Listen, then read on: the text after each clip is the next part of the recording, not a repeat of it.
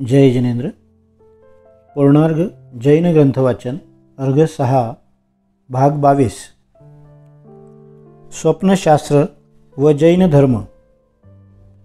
ज्ञानसागर इतका गहन आहे की त्याचा पार सर्वज्ञाशिवाय कुणालाच लागणार नाही। एक एक परमाणू रहस्यमय आहे। रहस्य उलगडण्याचा अनेक विचारवंतांनी प्रयत्न केला आहे। त्याला स्वप्न हेही अपवाद नाही। पाश्चात्य पौर्वात्य सर्व वैज्ञानिकांनी त्या संबंधाने संशोधन केले आहे। स्वप्न का पडते, केव्हा पडते, त्याचा बुद्धीशी संबंध आहे का, मनाशी संबंध आहे काय, स्वप्नामध्ये भविष्याबाबत सूचना मिळतात का, सुप्त भावनांशी त्याचा संबंध आहे का, अशा अनेक बाबींचे मनोवैज्ञानिकांनी तसेच विचारवंतांनी संशोधनपूर्वक सिद्धांत सादर केले आहेत। स्वप्न म्हणजे काय, त्याचे लक्षण।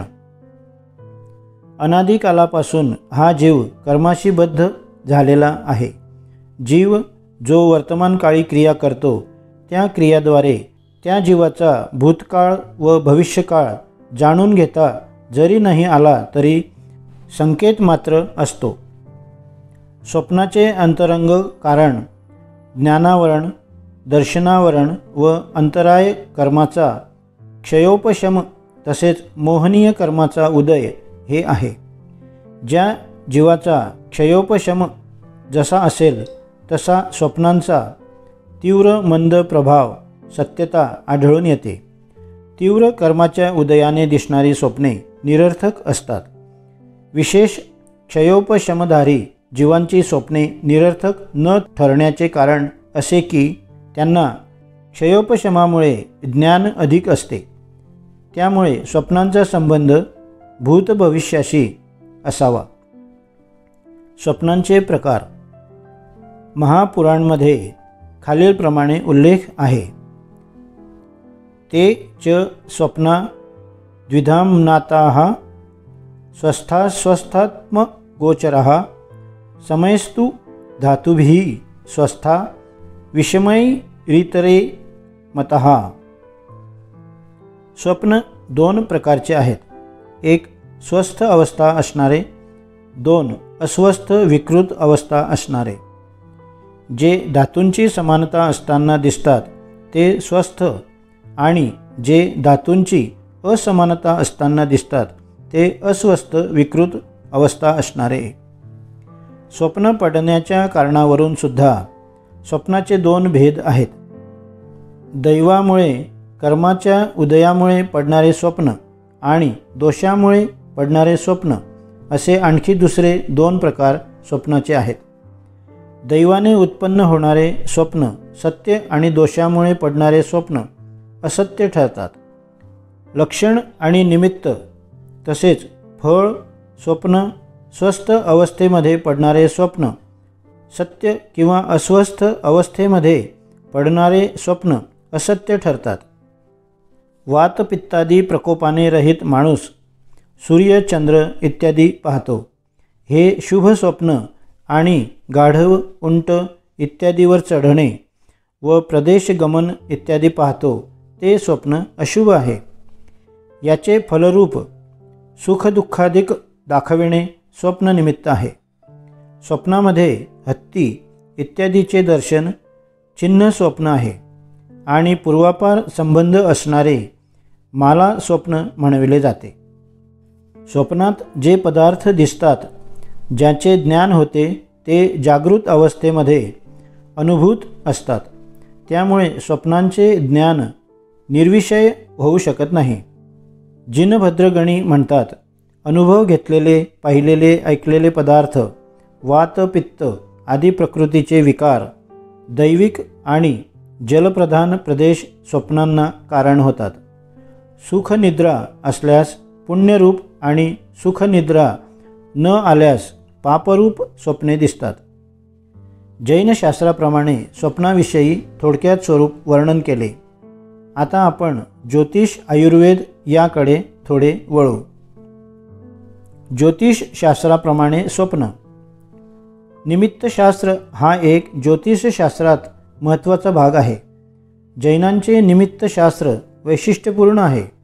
त्यामध्ये उन्नती, अवनती, इष्ट, अनिष्ट इत्यादींचे वर्णन आहे. भद्रबाहू निमित्तशास्त्र या दृष्टीने अत्यंत महत्त्वाचे आहे. प्राधान्य करून खालीलप्रमाणे 7 प्रकार आहेत. दृष्ट, श्रुत, अनुभूत, प्रार्थिक, कल्पित, भाविक, दोषज या प्रकारांचे थोडक्यात वर्णन असे. जागृत अवस्थेतील दृश्ये स्वप्नात पाहणे इष्ट. झोपण्याअगोदर जे पाहिले ऐकले ते स्वप्नात पाहणे श्रुत. जागृत अवस्थेत अनुभव घेतलेले स्वप्नात पाहणे अनुभूत. जागृतावस्थेत प्रार्थिले इच्छिले ते स्वप्नात पाहणे प्रार्थित. जागृत अवस्थेमध्ये कल्पिले ते स्वप्नात पाहणे कल्पित. जे कधी पाहिले नाही ऐकले पण भविष्यकाळी होणारे आहे ते स्वप्नात पाहणे भाविक. आणि वातपित्त कफादी दोषामुळे जे स्वप्न पडते ते दोषज. वरीलप्रमाणे थोडक्यात वर्णन असले तरी विस्ताराने वर्णन भद्रबाहू निमित्तशास्त्र, मुहूर्त गणपती यावरून पाहावे. शुभ व अशुभ स्वप्ने सर्वसाधारणपणे खालीलप्रमाणे आहेत.